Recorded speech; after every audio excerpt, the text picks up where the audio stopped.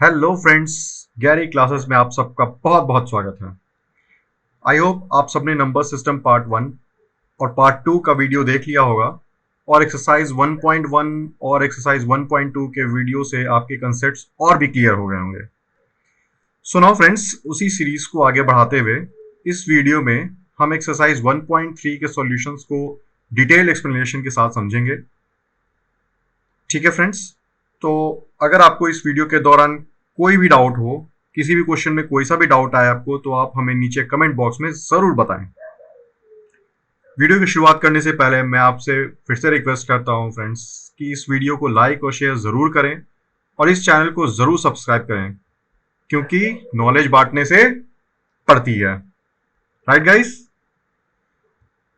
अच्छा friends, video के and में आप सबके लिए एक मिसलेनियस क्वेश्चन भी है जो कि इसी एक्सरसाइज से रिलेटेड है और जिसका आंसर आप हमें कमेंट बॉक्स में दे सकते हैं। तो चलिए एक्सरसाइज 1.3 की शुरुआत करते हैं। सबसे पहला क्वेश्चन है, right the following in decimal form में लिखना है एंड से what kind of decimal expansion each. देखिए, सबसे पहले इसमें हमें समझना है कि डिसिमल एक्सपेंशन क्या होता है। डिसिमल एक्सपेंशन दो टाइप का हो सकता है। डेसिमल एक्सपेंशन जो है उसको हम दो कैटेगरीज में बांटते हैं। पहली कैटेगरी होती है नॉन रिपीटिंग और नॉन रिपीटेटिव, और दूसरा होता है रिपीटेटिव। ठीक है फ्रेंड्स, और दूसरा जो होता है वो है नॉन टर्मिनेटिंग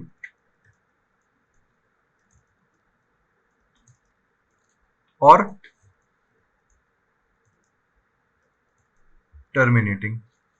तो हमें इस सारे जो 6 क्वेश्चन हैं क्वेश्चन नंबर 1 के अंदर, इन सारों में बताना है कि ये किस काइंड के डेसिमल एक्सपेंशन है इन दोनों कैटेगरीज में। ओके फ्रेंड्स, तो पहले क्वेश्चन से पहले से स्टार्ट करते हैं।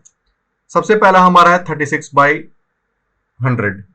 36/100 को हम किस तरह से लिख सकते हैं? 0.36, राइट। तो 0.36 अब जो है 0.36 के बाद कुछ नहीं है, ये यहीं टर्मिनेट हो गया। तो ये काइंड ऑफ क्या हो गया? टर्मिनेटिंग। ठीक है फ्रेंड्स, और यहां रिपीटेटिव नॉन रिपीटेटिव की बात ही नहीं हो रही क्योंकि ये यहीं पे टर्मिनेट हो गया। दूसरा है 1/11। अब 1/11 के लिए हमें इसको डिवाइड करना होगा। तो 1/11 को करने के लिए सबसे पहले 1 को 11 से डिवाइड देना होगा। सबसे पहले आएगा हमारा 10, फिर 0, 100, 9, 99, फिर आया 1, 0, फिर उसके बाद आ गया हमारा 0, तो ये आएगा 0, फिर आएगा हमारा 9। तो ये फ्रेंड्स आप देख रहे हो ये रिपीट हो रहा है, 100, 100, 100 ये रिपीट हो रहा है। और यहाँ पर भी देखो 0.090909 यही सीक्वेंस चल रहा। तो ये 0.09 बार लिख सकते हैं, इसको हम लोग लिख सकते हैं। तो ये अब बताओ हमें कि ये कौन सा आएगा। ये टर्मिनेट हो रहा है कहीं? नहीं टर्मिनेट हो रहा है, तो ये आएगा। सबसे पहले तो इसको डेसिमल फॉर्म में लिख दो आप, और पहला है ये नॉन टर्मिनेटिंग हो जाएगा। ठीक है, और ये देखो ये रिपीट हो रहा 0.090909 ये रिपीट हो रहा है, ये तो ये रिपीटेटिव आ जाएगा। समझे फ्रेंड्स? आगे बढ़े। अगला है 4/1/8। 4/1/8 को कैसे हम लिख सकते हैं? 33/8 लिख सकते हैं, यानी कि 33 को 8 से डिवाइड देना है। तो 8 4 32, 4 पॉइंट, फिर आ जाएगा 1, हो जाएगा 8 20, फिर हो जाएगा 8 2 16 5, हमारा रिमाइंडर 0 आ गया। ठीक है, तो यानी कि ये क्या हुआ, सबसे पहले तो इसको हम लोग डेसिमल में दिखाएं तो ये क्या हो जाएगा 4.125, और ये क्या है, ये टर्मिनेट कर गया, ये रिमाइंडर 0 आ गया तो ये सिंपली हो गया टर्मिनेटिंग। ठीक है, जब नॉन टर्मिनेटिंग होता है तो फिर हम रिपीटेटिव नॉन रिपीटेटिव चेक करते हैं। जब टर्मिनेट हो गया तो यहाँ पे कोई रिपीटेटिव नॉन रिपीटेटिव की बात ही नहीं होती है। ठीक है, अब फ्रेंड्स अगला देखते हैं। तो अब अगला है फ्रेंड्स 3/13, यानी कि 3 को 13 से डिवाइड करना है। ठीक है, तो 0.3026,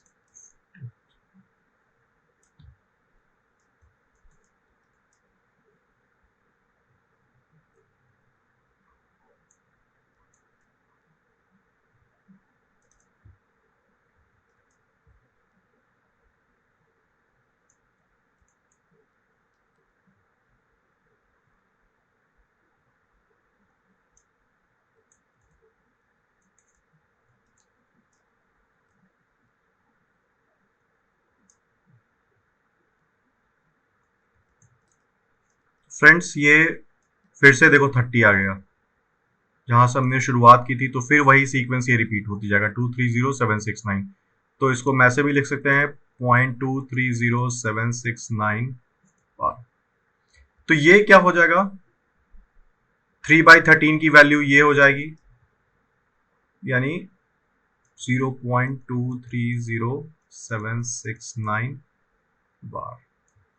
और ये क्या हो जाएगा फ्रेंड्स, ये नॉन टर्मिनेटिंग हो जाएगा और रिपीटेटिव हो जाएगा।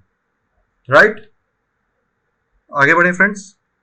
अगला है 2/11, यानी कि 2 को 11 से डिवाइड करना है। ठीक है,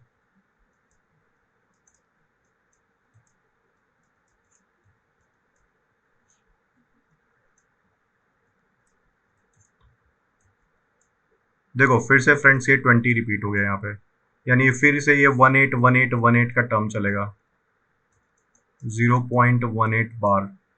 तो 2/11 की वैल्यू क्या हो जाएगी 0.18 बार, और ये क्या हो जाएगा नॉन टर्मिनेटिंग एंड रिपीटेटिव। ठीक है फ्रेंड्स, आगे बढ़े। अब अगला है 329/400, यानी कि 400 से हमें 329 को डिवाइड करना है। ठीक है फ्रेंड्स, तो इसके लिए सबसे पहले डिवाइड करेंगे तो ये डेसिमल 890,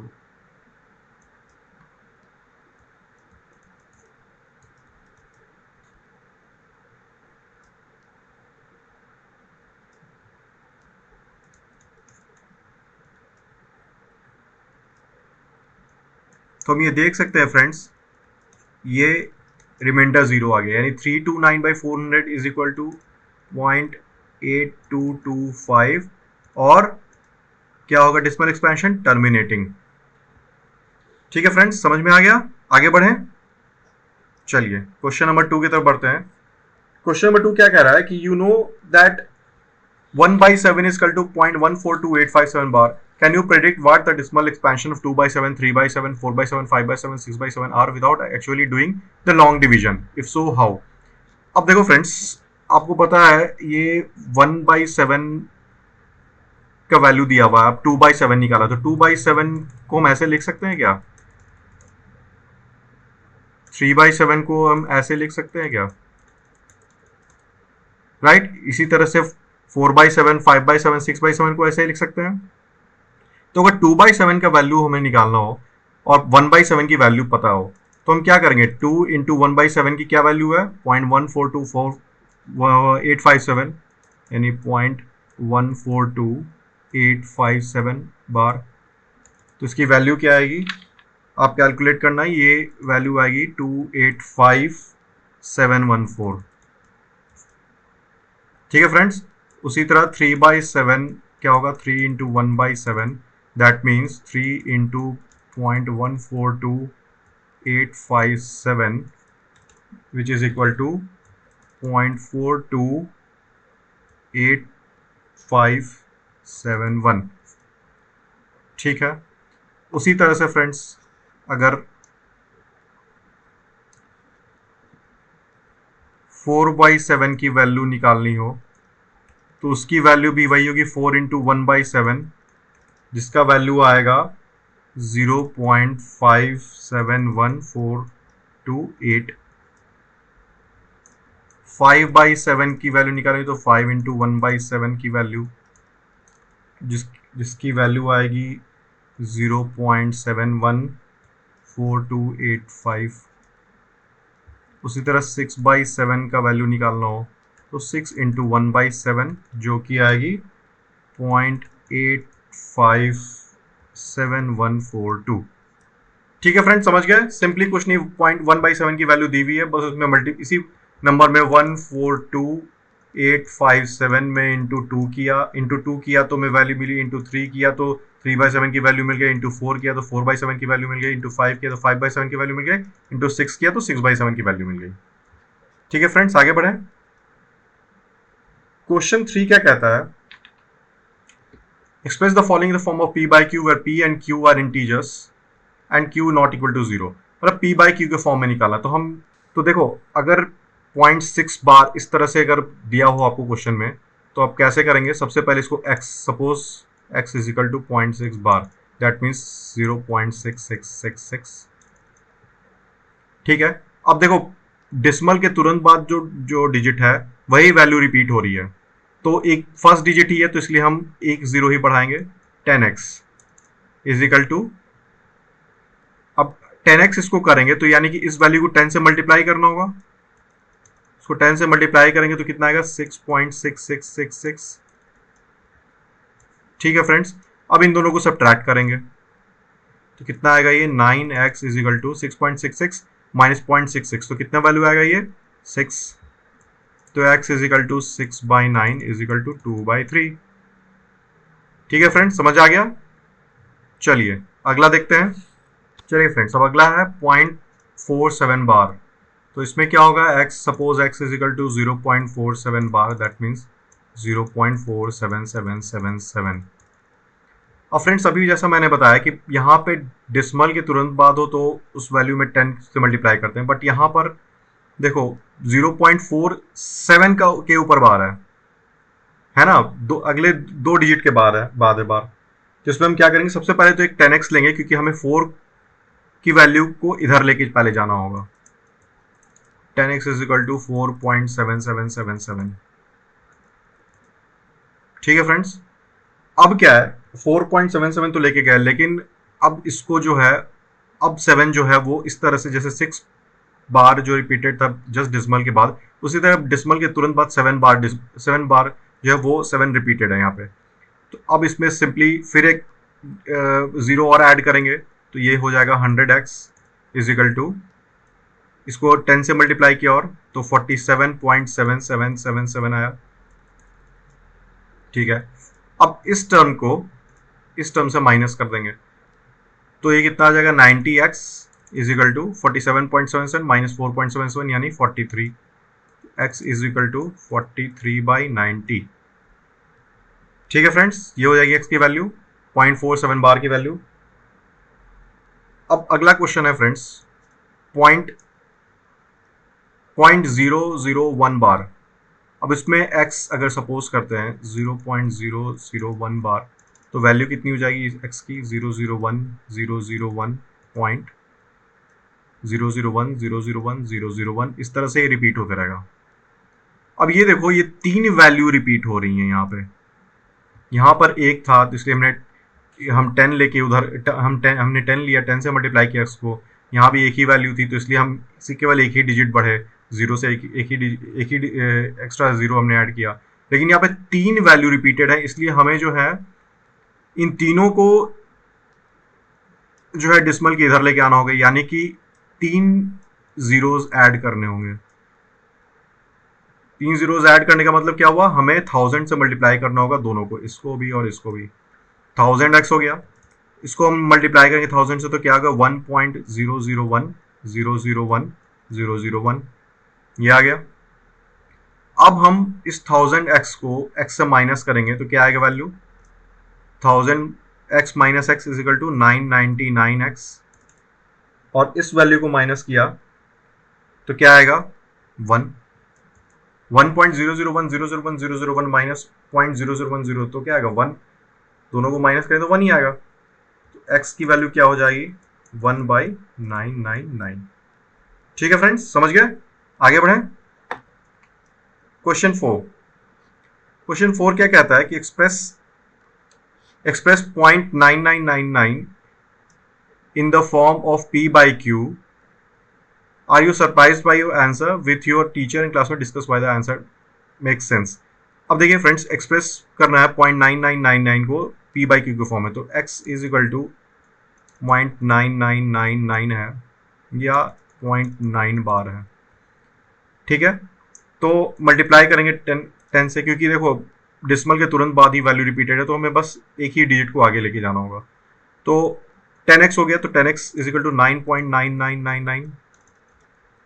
ठीक है फ्रेंड्स, सब्ट्रैक्ट करेंगे हम 10x को x से, तो फिर ये हो जाएगा 9x, 9.99 माइनस 0.99 कितना हो जाएगा फ्रेंड्स 9, तो x की वैल्यू हो जाएगी 1। ठीक है फ्रेंड्स, p बाई क्यू के फॉर्म में देखा तो 1/1 हो गया इसका वैल्यू। तो अब ये बताओ फ्रेंड्स, एक तरफ आप कह रहे हो x इज इक्वल टू 0.9999 है, और एक तरफ कह रहे हो कि x की वैल्यू 1 है, तो 1 और 0.99 क्या इक्वल है?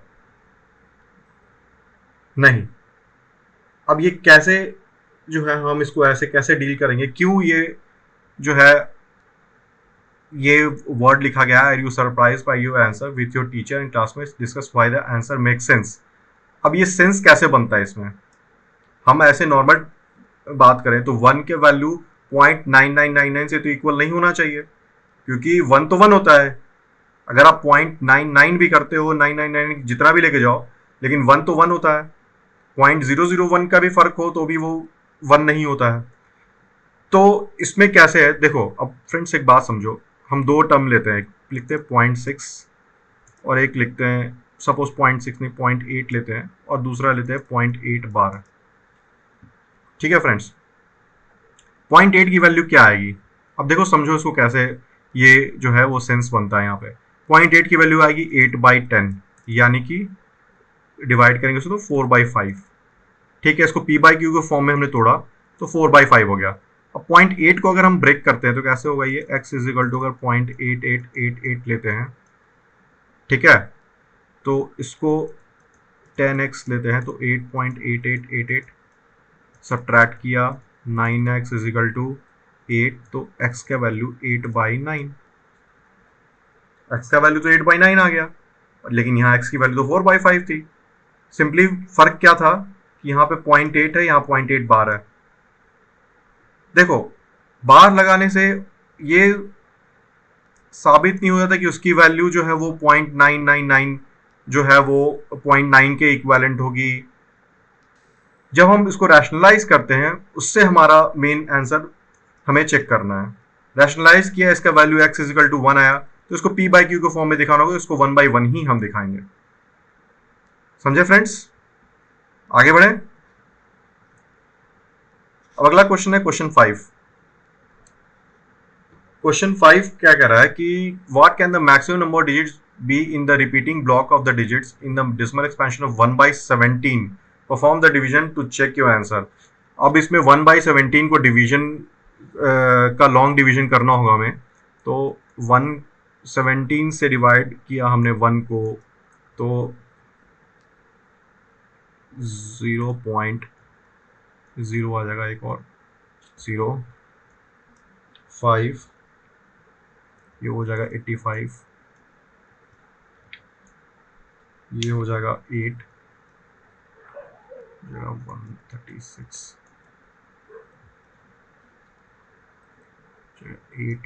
136। फ्रेंड्स इसके लिए आप 17 का टेबल जरूर देख लेना, सॉरी ये 40 होगा, बिकॉज कभी कभी ऐसा होता है फ्रेंड्स कि आपको आप 17 के टेबल में काफ़ी टाइम ये कंफ्यूजन होता है, मल्टीप्लिकेशन नंबर, तो इसलिए आप कहीं साइड में लिख लेना इसको।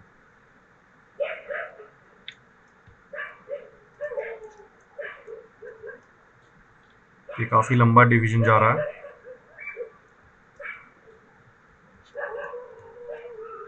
चलो इसको हम ऊपर लेके आते हैं फिर।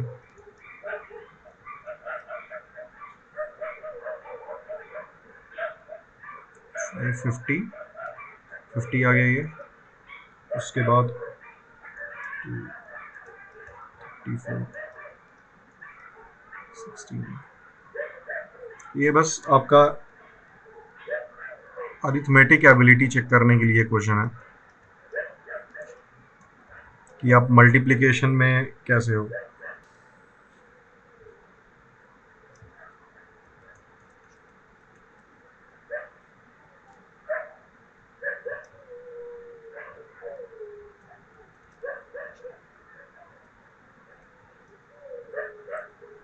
अब ये फिर वापस इसको लेके जाना होगा क्योंकि हमें कोई ना रिपीटिव मिल रहा, रिपीटेटिव मिल रहा, ना टर्मिनेट हो रहा है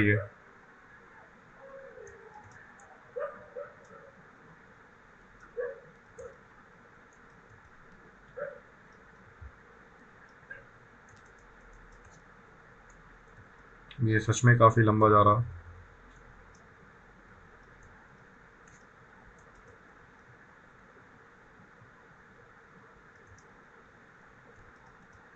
देखो फ्रेंड्स, फाइनली हमें ये 100 मिला, जो ये 100 से जहां से हमने बिगिन किया था। ठीक है फ्रेंड्स, तो हमें क्या मिला, अगर हम ये लॉन्ग डिवीजन करते गए तो हमें रिपीटेटिव तो मिल गया, और 1/17 की वैल्यू क्या आई, ये 0.088588235729411767 बार, क्योंकि ये रिपीट होगी फिर ये। ठीक है फ्रेंड्स, समझ गए? आगे बढ़ें। अब ये क्वेश्चन 6 है, इसमें बोला look at several examples of rational numbers in the form of p by q where p and q are integers with no common factors other than 1 and having terminating decimal representations. Can you guess what property q must satisfy? अब ये देखो, rational number के examples को देखने के लिए कहा गया है। रैशनल नंबर तो आपको पता ही होगा, p by q के फॉर्म में होना चाहिए, p और q दोनों इंटीजर्स होने चाहिए और q नॉट इक्वल टू 0 होना चाहिए। लेकिन वैसे रैशनल नंबर चाहिए जिसमें कि with no common factors other than 1 and having terminating decimal representations. तो जैसे कुछ एग्जांपल ले लेते हैं, जैसे हम 4/5 लेते हैं। 4/5 p by q के फॉर्म में है, q नॉट इक्वल टू 0 है, और 4 और 5 में 1 के अलावा और कोई कॉमन फैक्टर नहीं है। ठीक है फ्रेंड्स, और उसके बाद टर्मिनेटिंग डेसिमल रिप्रेजेंटेशन, जैसे इसको 4/5 को अगर हम ब्रेक करेंगे तो 0.8 होगा, तो ये टर्मिनेटिंग रिप्रेजेंटेशन हो गया। एक एग्जांपल हमें ये मिल गया। एक एग्जांपल और हम देखते हैं, जैसे सपोज 7/2। 7/2 में क्या है फ्रेंड्स, इसमें देखो ये भी सेटिस्फाई कर रहा, इसमें भी p और q दोनों इंटीजर्स हैं, q नॉट इक्वल टू 0 है, नो कॉमन फैक्टर्स हैं 2 और 7 में अदर देन 1, और इसको अगर डेसिमल में ब्रेक करें तो 3.5, ये टर्मिनेटिंग डेसिमल रिप्रेजेंटेशन हो गया, तो ये भी एक एग्जांपल हो गया। फिर इसी तरह से अगर सपोज 17/10 करें तो ये भी 1.7, ये भी कंडीशन ये सेटिस्फाई कर रहा, ये सारे कंडीशन ये सेटिस्फाई कर रही है। तो ऐसे ऐसे सारे कोई काफ़ी एग्जांपल हमें मिल रहे हैं। अब इसमें ये पूछ रहा है can you guess what property q must satisfy, यानी कि जो डिनोमिनेटर है वो क्या सेटिस्फाई करना चाहिए उसको। तो इसके लिए याद कर लो फ्रेंड्स आप कि हमेशा जो है, अगर टर्मिनेटिंग डेसिमल रिप्रेजेंटेशंस को दिखाना है तो हमेशा पहला चीज, या तो वो 2 to the power n होना चाहिए जो डिनोमिनेटर है, या तो वो 5 to the power n होना चाहिए, ठीक है, या तो वो 2 to the power n into 5 to the power n होना चाहिए। अब ये तीनों एग्जांपल देखना। पहले एग्जांपल में 5 to the power 1 है, ये वाला कंडीशन है, 2 to power n है, ये कंडीशन है। तीसरे वाले में 2 into power n, 2 into power 1 into 5 to the power 1 यानी 10 है, तो ये कंडीशन सेटिस्फाई। उसी तरह से अगर मान लो सपोज इसकी बात करें तो सपोज हमारे पास है 20/8, ये 8 क्या है, 2⁻³ है, ठीक है। 20/8 को हम अगर ब्रेक करेंगे तो क्या होगा, ये 2.5, ये टर्मिनेटिंग है, ठीक है फ्रेंड्स, समझ गए। इसी फॉर्म में रहेंगे डिनोमिनेटर, तो क्यू की ये प्रॉपर्टी सेटिस्फाई अगर ये कर लेगा तो टर्मिनेटिंग डेसिमल रिप्रेजेंटेशन हो जाएंगे रैशनल नंबर्स के। अगला क्वेश्चन देखते हैं। अगला क्वेश्चन है, right 3 numbers whose decimal expansions are non-terminating and non-recurring. Is totally irrational number. irrational number की प्रॉपर्टी आपको पता है, नॉन टर्मिनेटिंग होना चाहिए और नॉन रिकरिंग होना चाहिए। तो ऐसे कौन से नंबर हैं, एक आप रैंडमली भी आप देख सकते हो, 0.31476213721, ऐसे भी लेके एक देख सकते हो। एक नंबर तो ये हो गया। दूसरा है, जैसा बुक में भी लिखा हुआ है और आपको मैंने मेरे लेक्चर में भी, पुराने वीडियो में भी बताया हुआ है, इस तरह का अगर इरेशनल नंबर आपको क्वेश्चन पूछे तो आप सिंपली एक ये पैटर्न याद कर लो, 0001 00001, ये देखो 01 001 0001 00001, कोई ना रिपीट हो रहा है ना कोई टर्मिनेट हो रहा है, इसी तरह से सीक्वेंस चलता रहा। तीसरा आप लिख सकते हो, ये सीक्वेंस हमने ले लिया तो इसी तरह से 4.0400040004, ये एक सीक्वेंस ले सकते हो, ठीक है फ्रेंड्स। तो इस तरह से आप ये क्वेश्चन को अप्रोच कर सकते हो। अगला क्वेश्चन देखते हैं। अगला क्वेश्चन है, right three different irrational numbers. अभी तक तो हमने रैशनल नंबर्स देखा था, 2 रैशनल नंबर्स के बीच में, बट ये 3 इररेशनल नंबर कहा जा रहा है बिटवीन रैशनल नंबर्स 5/7 एंड 9/11। तो 5/7 और 9/11 के बीच में 3 रैशनल नंबर इररेशनल नंबर हमें फाइंड करने हैं। तो उसके पहले क्या करना होगा, हमें दोनों को पहले डेसिमल फॉर्म में लिखना होगा, ठीक है फ्रेंड्स। तो पहले 7/5 को लिखते हैं, तो ये आएगा आपका 0.749 10 1 7 34 28 20 2 14 68 56 40 5 35 50। अभी देखो फिर से रिपीट हो रहा है, तो यानी कि 0.714285 ये वैल्यू हो जाएगी 5/7 की। दूसरा वैल्यू हमारा है 9/11, तो उसी तरह से 9/11 को देखते हैं, 98 88 20 90। देखो ये फिर 90 आ गया, तो 0.81 जो है वो हमारे ऊपर बार लगा देंगे। तो हमें बेसिकली 0.714285 और 0.81 बार, इन दोनों के बीच में 3 इररेशनल नंबर हमें फाइंड करने हैं। तो फ्रेंड्स, अभी जैसे पिछले एग्जांपल में हमने जब देखा कि 3 एग्जांपल हमें मांगा गया था, तो एक सीक्वेंस हमने देखा था कि वो सीक्वेंस में अगर रखे तो इररेशनल नंबर फाइंड करना काफ़ी आसान हो जाता है। तो जैसे यहाँ पर 0.714 है, तो ये जैसे सपोज हम ले लें 0.720 7200 72000, इस तरह से एक सीक्वेंस ले लें, एक ये हो जाएगा हमारे पास। उसी तरह से सपोज 0.760 7600 76000, ये एक इरेशनल नंबर हो गया हमारे पास। तीसरा इरेशनल नंबर हो गया सपोज 0.790 7900 79000। चौथा भी हम ले सकते हैं, मतलब 72 है तो 72 73 74 75 76 7 778 79 0.80 800 8000 840, इस तरह से भी ले सकते हैं। तो ये यहाँ तक हम लोग ले सकते हैं, इतने सारे आपको इरेशनल नंबर इन दोनों टर्म्स के बीच में आपको मिल जाएंगे, ठीक है फ्रेंड्स। अगला क्वेश्चन देखते हैं। अब अगले क्वेश्चन में पूछ रहा है कि इनको क्लासिफाई करना है एज रैशनल और इरैशनल, ठीक है। सबसे पहला क्वेश्चन है रूट अंडर 23। तो हमने देखा कि देखो जब भी रूट के अंदर कोई ऐसा टर्म हो जो कि किसी का परफेक्ट स्क्वायर ना हो तो वो इरेशनल नंबर ही कहलाता है। जैसे अगर रूट के अंदर अगर सपोज 49 लिखा हो तो प्लस माइनस 7, 49 7 का परफेक्ट स्क्वायर है। उसी तरह 25 है तो प्लस माइनस 5, तो ये आ गया। लेकिन 23 किसी का परफेक्ट स्क्वायर नहीं, ये एक प्राइम नंबर है, तो ये 23 कभी को ब्रेक करेंगे तो ये सपोज 4.8 समथिंग समथिंग इस तरह से कुछ निकलेगा इसका, तो ये एक इरेशनल नंबर हो गया। उसी तरह दूसरा देखो, रूट अंडर 225, 225 किसका परफेक्ट स्क्वायर होता है? प्लस माइनस 15 का, तो ये सीधा सीधी अगर ये प्लस माइनस 15 मिल गया तो ये रैशनल नंबर हो गया। तीसरा है 0.7396।